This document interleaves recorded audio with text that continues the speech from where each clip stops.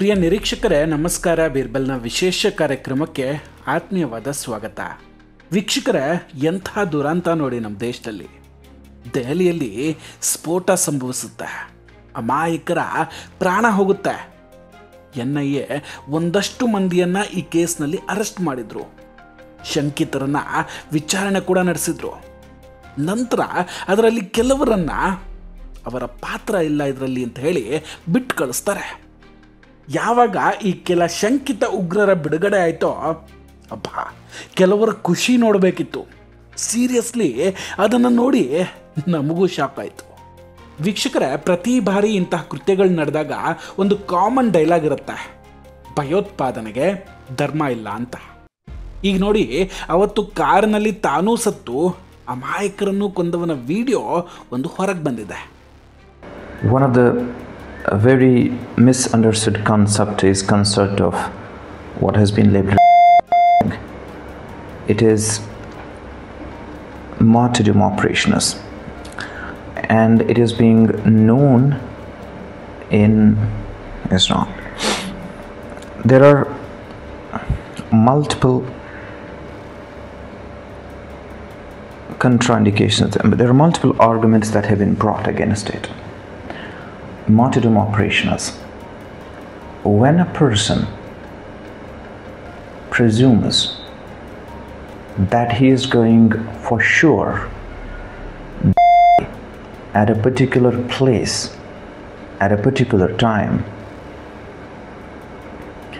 he goes against the presumption that a particular is going to die in a particular situation. It's not, we don't have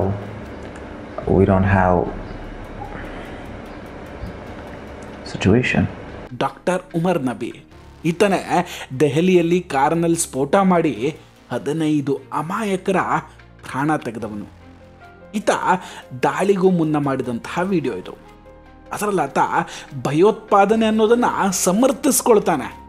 ಈ ಆತ್ಮಾಹುತಿ ದಾಳಿಯನ್ನು ತಪ್ಪಾಗಿ ಅರ್ಥೈಸ್ಕೊಳ್ಳೋದಾಗಿದೆ.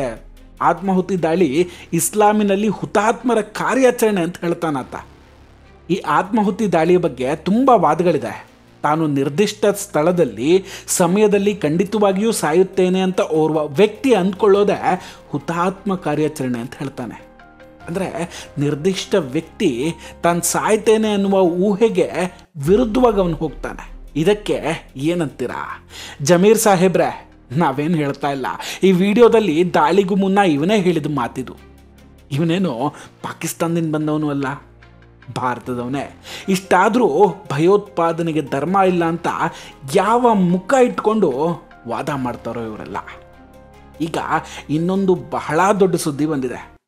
ಅಮಿತ್ ಶಾ ಅವರು ಇದ್ದಕ್ಕಿದ್ದಂತೆ 5 IPS ಅಧಿಕಾರಿಗಳನ್ನು transfer ಮಾಡಿದ್ದಾರೆ. ಅಷ್ಟಕ್ಕೂ ಈ ವರ್ಗಾವಣೆ ಹಿಂದಿನ ಕಾರಣ ಏನು?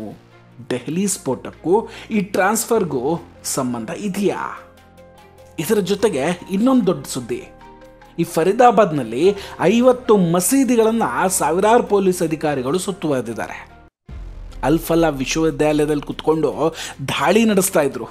ಪೊಲೀಸರು ಈಗ 70 ಎಕರೆಯಲ್ಲಿರುವ ಈ ಅಲ್ಫಲಾ ಕ್ಯಾಂಪಸ್ಗೆ ಎಂಟ್ರಿ ಕೊಟ್ಟಿದ್ದಾರೆ. ಇದೆಲ್ಲದರ ಬಗ್ಗೆ ಈ ವಿಡಿಯೋದಲ್ಲಿ ಡೀಟೇಲ್ ಆಗಿ ನೋಡ್ತಾ ಹೋಗೋಣ. ವೀಕ್ಷಕರೇ, ಕಳೆದ 24 ಗಂಟೆಯಲ್ಲಿ ತುಂಬ ಇಂಟ್ರೆಸ್ಟಿಂಗ್ ಡೆವಲಪ್ಮೆಂಟ್ಗಳು ನಡೀತಾ ಇದೆ. ಎಸ್ಪೆಷಲಿ IPS ಅಧಿಕಾರಿಗಳ ವರ್ಗಾವಣೆ. ಇದರ ಕಾರಣ ತುಂಬ ನಿಗೂಢವಾಗಿದೆ. ಅಮಿತ್ ಶಾ ಅವರು ಯಾವ ಮಾಸ್ಟರ್ ಪ್ಲಾನ್ ಮಾಡ್ಕೊಂಡಿದ್ದಾರೆ ಇಲ್ಲಿ ಯಾರಿಗೂ ಕೂಡ ಊಹಿಸೋದಕ್ಕೆ ಸಾಧ್ಯವೇ ಆಗ್ತಿಲ್ಲ. ಈಗ ಮೇಲ್ನೋಟಕ್ಕೆ ಅವರು ತಮ್ಮ ಕರ್ತವ್ಯದಲ್ಲಿ ಜಾಗರೂಕರಾಗಿರಲಿಲ್ಲ, ಆದ್ರಿಂದ ವರ್ಗಾವಣೆ ಆಗಿರ್ಬೋದು ಅಂತ ಹೇಳಲಾಗಿದೆ. ಇದನ್ನು ಹೊರತುಪಡಿಸಿದ್ರೆ ಅವರು IT ಮತ್ತು ಸೈಬರ್ ಅಪರಾಧ ತಡೆಯೋದ್ರಲ್ಲಿ ಎಕ್ಸ್ಪರ್ಟ್ಗಳಲ್ಲ. ಸೊ ಆ ಜಾಗಕ್ಕೆ ಬೇರೆಯವರನ್ನು ನಿಯೋಜನೆ ಮಾಡಿರ್ಬೋದು ಅಂತ ಹೇಳಲಾಗ್ತಿದೆ.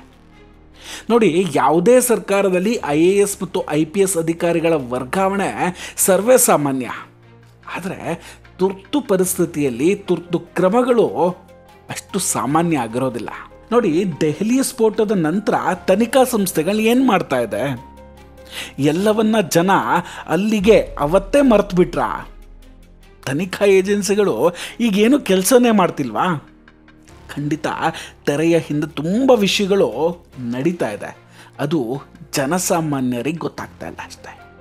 ನೋಡಿ, ಈ ಫರೀದಾಬಾದ್ನಲ್ಲಿರುವಂತಹ ಅಲ್-ಫಲಾ ವಿಶ್ವವಿದ್ಯಾಲಯಕ್ಕೆ 76 ಎಕರೆ ಭೂಮಿಯನ್ನು ಹೂಡಾ ಸರ್ಕಾರ ನೀಡಿತ್ತು. ಅದೇ ಜಾಗದಲ್ಲಿ ಇವತ್ತು ಜಿಹಾದಿ ಚಟುವಟಿಕೆ ನಡೆಯುತ್ತೆ. ಅದಲ್ಲದೆ ಕೆಲ ಅನುಮಾನಾಸ್ಪದ ಮಸೀದಿಗಳು ಮತ್ತು ತಬ್ಲೀಗಿ ಜಮಾತ್ ಮೇಲೆಯೂ ಕೂಡ ಈಗ ಅನುಮಾನ ಮೂಡ್ತಾ ಇದೆ. ವೀಕ್ಷಕರ, ನಿಮಗೆ ಗೊತ್ತಿರಲಿ, ಈ ಯೂನಿವರ್ಸಿಟಿ ದೆಹಲಿಯಿಂದ ಕೇವಲ 40 ಕಿಲೋಮೀಟರ್ ದೂರದಲ್ಲಿದೆ. ಅಂದರೆ ಇಡೀ ದೆಹಲಿ ಈ RDX ರಾಶಿಯ ಮೇಲೆ ಕುತ್ಕೊಂಡ್ಬಿಟ್ಟಿದೆ. ಇನ್ನೊಂದು ಕಡೆ ಈ ಫರೀದಾಬಾದ್ನಲ್ಲಿ 300 ಮಸೀದಿಗಳಿದೆ. ಅದರ ಪೈಕಿ 150 ಕಡೆ ಈಗ ದಾಳಿ ನಡೆದಿದೆ.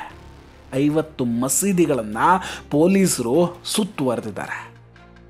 ಈ 50 ಮಸೀದಿಗಳಲ್ಲಿ ಒಬ್ಬ ಇಮಾಮ್ ಮನೆಯಲ್ಲೂ ಕೂಡ ಸ್ಫೋಟಕ ಸಿಕ್ಕಿರೋದು ಬಯಲಾಗಿದೆ. ಎಲ್ಲರನ್ನ ವಶಕ್ಕೆ ತೆಗೆದುಕೊಂಡು ಸಂಪೂರ್ಣ ಪ್ರದೇಶದಲ್ಲಿ ನಾಕಾಬಂದಿಯನ್ನು ಹಾಕಲಾಗಿದೆ. ಇದು ತಡವಾದರೂ ಕೂಡ ಅವಶ್ಯಕವಾಗಿ ಮಾಡಬೇಕಾಗಿರೋ ಕೆಲಸವೇ. ಪೊಲೀಸರು ಹಸಿದ ಸಿಂಹದಂತೆ ಕೆಲಸ ಮಾಡಬೇಕಿದೆ. ಈಗ ಯಾವ ಪೊಲೀಸ್ ಅಧಿಕಾರಿ ಕರ್ತವ್ಯ ಲೋಪ ಮಾಡಿದ್ರೂ ಕೂಡ ಅವರನ್ನು ವಜಾ ಮಾಡಲೇಬೇಕು. ಅನಿವಾರ್ಯವಾಗಿ ಜಿಹಾದಿಗಳನ್ನು ಸಂಪೂರ್ಣವಾಗಿ ನಾಶ ಮಾಡಲೇಬೇಕು. ಇನ್ನೊಂದು, ಈ ಫರೀದಾಬಾದ್ ಮತ್ತು ಗಾಜಿಯಾಬಾದ್ ಪ್ರದೇಶಗಳಲ್ಲಿ ಮುಸ್ಲಿಂ ಜನಸಂಖ್ಯೆ ವೇಗವಾಗಿ ಹೆಚ್ಚುತ್ತಾ ಇದೆ. ಇದು ಕೂಡ ತುಂಬ ದೊಡ್ಡ ವಿಷಯವೇ. ಇದಕ್ಕೆ ಕಾರಣ ರಾಜಕೀಯ ಪಕ್ಷವೇ. ಈ ಪ್ರದೇಶವನ್ನು ಅವರು ಸಾಫ್ಟ್ ಲ್ಯಾಂಡಿಂಗ್ ಸ್ಪಾಟ್ಸ್ ಆಗಿ ಬಳಸ್ಕೊಳ್ತಾ ಇದ್ದಾರೆ. ಅಂದರೆ ವೋಟ್ ಬ್ಯಾಂಕಿಂಗ್ ರಾಜಕಾರಣಕ್ಕೆ ಇದನ್ನು ಉಪಯೋಗಿಸ್ತಾ ಇದ್ದಾರೆ.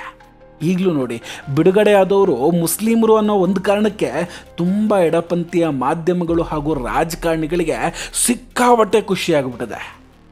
ಎಷ್ಟರ ಮಟ್ಟಿಗೆ ಓಲೈಕೆ ಅಂದರೆ, ದೇಶದಲ್ಲಿ ಸ್ಫೋಟ ಆಗಿದೆ, ಅಮಾಯಕರ ಪ್ರಾಣ ಹೋಗಿದೆ.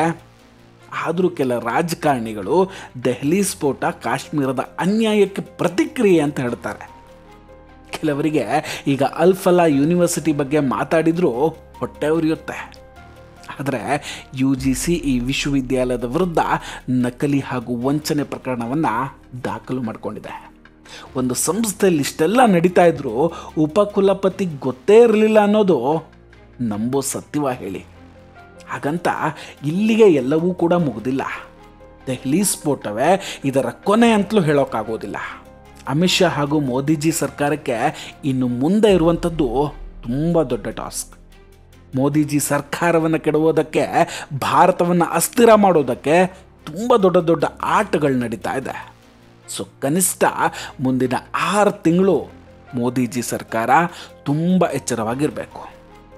ವೀಕ್ಷಕರೇ, ಇದೆಲ್ಲದರ ಬಗ್ಗೆ ನಿಮ್ಮ ಅಭಿಪ್ರಾಯ ಏನು? ದಯವಿಟ್ಟು ಕಮೆಂಟ್ ಮಾಡಿ ತಿಳಿಸಿ. ನಾವು ಕೊಟ್ಟಂತಹ ಮಾಹಿತಿಗಳು ನಿಮಗೆ ಇಷ್ಟ ಆಗಿದ್ದರೆ ದಯವಿಟ್ಟು ವಿಡಿಯೋವನ್ನು ಲೈಕ್ ಮಾಡಿ ಹಾಗೂ ಶೇರ್ ಮಾಡಿ. ಇನ್ನೂ ಕೂಡ ನಮ್ಮ ಬೀರ್ಬಲ್ ಚಾನಲನ್ನು ಸಬ್ಸ್ಕ್ರೈಬ್ ಮಾಡಿಲ್ಲ ಅಂದರೆ ದಯವಿಟ್ಟು ಸಬ್ಸ್ಕ್ರೈಬ್ ಮಾಡಿ ಹಾಗೂ ಬೆಲ್ ಐಕಾನನ್ನು ಕ್ಲಿಕ್ ಮಾಡಿ. ನಮಸ್ಕಾರ, ಟೇಕ್ ಕೇರ್ ಆ್ಯಂಡ್ ಬಾಯ್ ಬಾಯ್. ಮತ್ತೆ ಭೇಟಿಯಾಗೋಣ. ಜೈ